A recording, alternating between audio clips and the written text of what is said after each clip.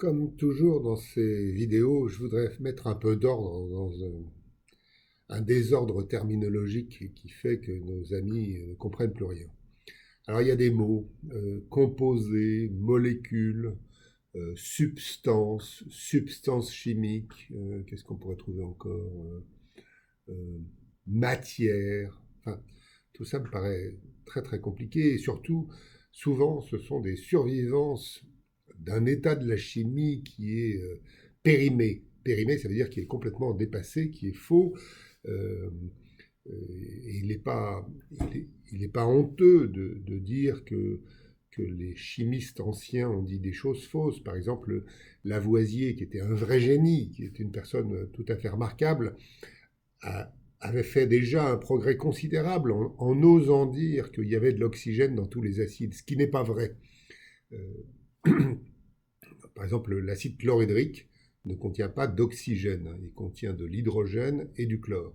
Bref, la chimie ancienne a dit des choses fausses, mais qui étaient des vrais progrès par rapport à l'état ancien où on croyait que le monde était fait d'eau, de feu, de terre et d'air, qui est complètement une théorie complètement ahurissante. Donc là, progressivement, la chimie a progressé, donc, et elle est arrivée à dire des choses justes. Donc il faut oublier les termes anciens qui sont des termes périmés. Par exemple, albumine. Albumine, au singulier, c'est le tout début du 19e siècle, c'est plus du tout la notion qu'on a aujourd'hui. Chlorophylle, il n'y a pas la chlorophylle, il y a des chlorophylles, et ainsi de suite. Bref, il y a lieu de parler correctement, et donc, dans le temps, on parlait de substances, on parlait de choses bizarres comme ça, parce qu'on ne savait pas très bien ce que c'était.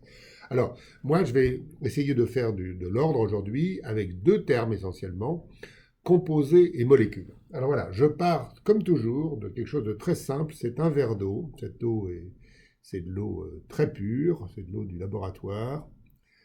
L'eau est faite de quoi? Ben, si on regarde de l'eau, on voit un liquide qui est transparent.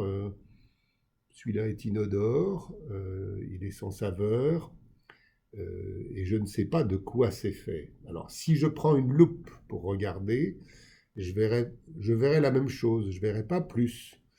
Il faudrait prendre une loupe très très très très considérable pour arriver à voir ce que les chimistes ont progressivement découvert, bien avant les physiciens, que l'eau est faite de tout petits objets qu'on a nommés des molécules. Pas le mot molécule qu'il y avait au XVIIe siècle, le mot molécule qui est le mot moderne aujourd'hui. C'est donc de tout petits objets, et même si l'eau est parfaitement immobile, ce qu'elle n'est pas en l'occurrence, mais si l'eau parfaitement immobile, ces objets sont en mouvement constant.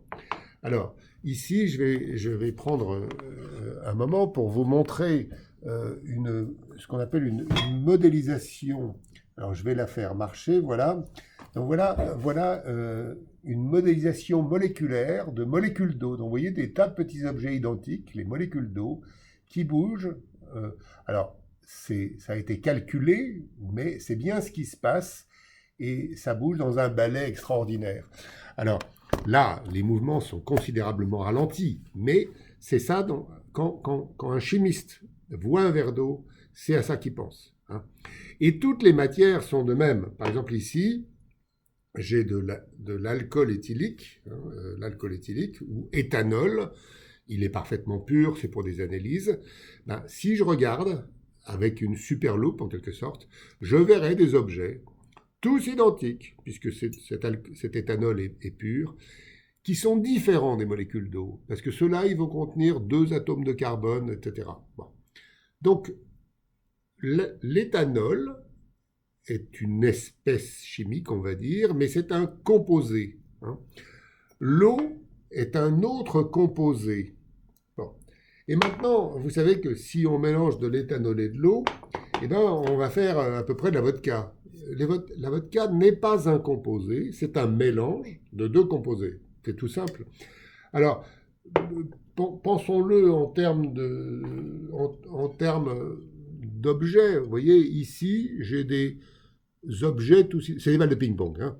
Ils sont tous identiques. Bon, ben, au lieu de représenter mes molécules d'eau avec la forme que vous avez vue tout à l'heure qui bougeait, ben, on pourrait dire, ben voilà, je me représente une molécule d'eau comme une petite balle blanche. Bon.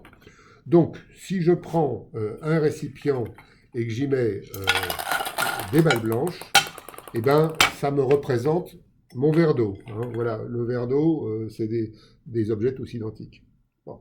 Maintenant, je peux avoir des objets différents, donc, qui vont représenter les molécules d'éthanol.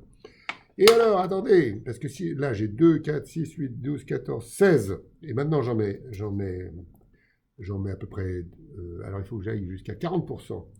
Alors, je vais, voilà, 40%, voilà. Je mélange tout ça, vous imaginez que ça bouge, et bien ça représente la vodka, hein, le mélange de deux composés, l'éthanol et l'eau. Voilà qui est tout simple, il me semble.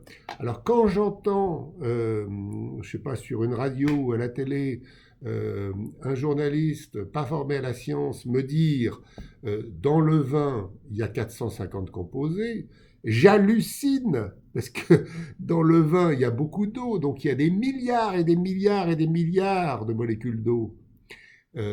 Maintenant, il y a pas 450 composés, il y a plein de composés, et chaque composé, surtout, est présent en des milliards et des milliards et des milliards d'exemplaires.